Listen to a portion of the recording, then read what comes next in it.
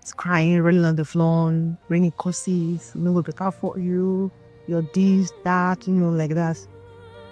It was not it was not funny at all. As an upcoming music minister that I am, I met one of my dads in the Lord, and he said he was going to introduce me to one of his friends who is a renowned gospel music minister.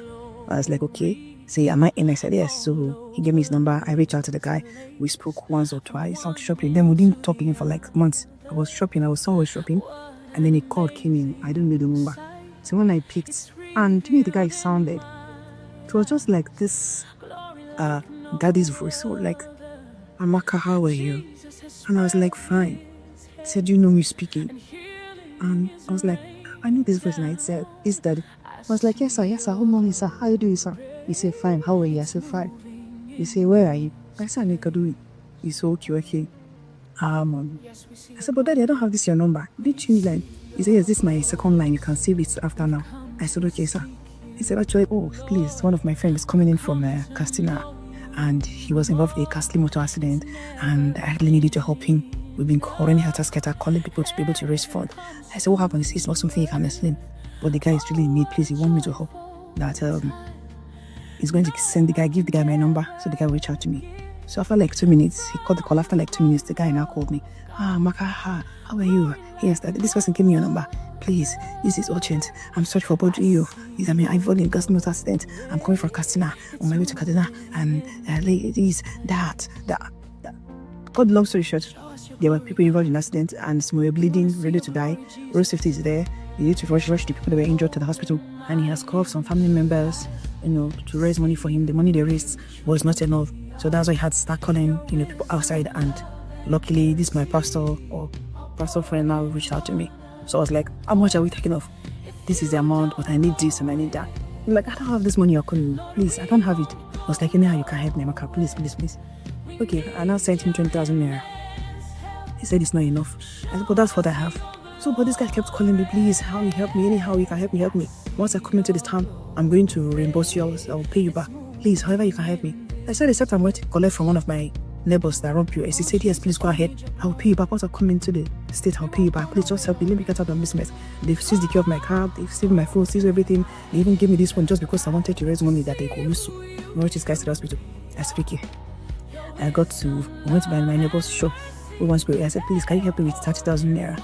So he was like, no, I'll send 20. I was like, what happened? And I instantly was like, are you sure it's not scam? I said, no, it's not scam. He called my name, and I know the voice is from so that. He was like, are you sure it's not scam? I said, no, sir, it's not scam. This guy was trying to make me understand that this is scam, that they've done it to somebody. I said, no, this one is not scam. I know the person in question. And so he said, okay, I give him the money. The one I'm bringing, I said today, they say he doesn't do it. I said, trust me, I'm bringing the money today. He even did the transfer himself, send the money to them. So I went back to the shop. So this guy called me, please, it's not enough. This guy collected 50,000 naira from me. He said it's not enough. He doesn't want me to get money. So the person was like, I'll call you back. I called my pastor in the church. I was like, sorry, daddy, this is what is going on. This is what's going on. I was like, did you call the man of God in question? Nas, non-gospel minister. I said, no, he said, no, use the number you know. I'll call him. Since this number that he used to call him is not the number you have. I said, okay. So I said that was the first thing I was supposed to do before sending money. I said, oh, that the guy was calling and desperate, and the storyline too was sympathetic. So I now reached out to this daddy, and he was like, Maka, how are you? How are you doing? I said, fine, sir. He said, it's been a while. I said, oh, I'm sorry. My phone was misbehaving, so I gave it out for repairs. So it's not long I even got it back. That was why I've not called you. That was why the long silence. I was like, oh, it's okay, sir. Just let me reach out and know how you're doing. Say, you even traveled, blah, blah, blah. I said, fine. Then I now called the call. As I called the call, I started screaming. I was screaming like, what? 50,000 naira come down today. Okay, my own money there is 720. I had to collect 30,000 naira from this other person to give. I'm not mentioning the right figure, okay?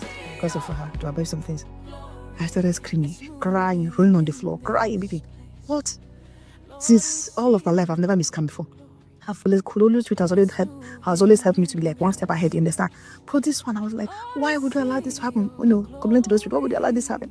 Then that my pastor now called me. I was like, how far? I said, this is yeah, big scabo, hey, wailing and like that. I was like, come down, very exam in the shop. So he came down. They were all trying to console me. I was like, I'm finished. The money I borrowed, I'm finished too. Hey, got serious right really on the floor. And then he did. I saw this. Where are you? Oh God, later. Oh God. and I was just hearing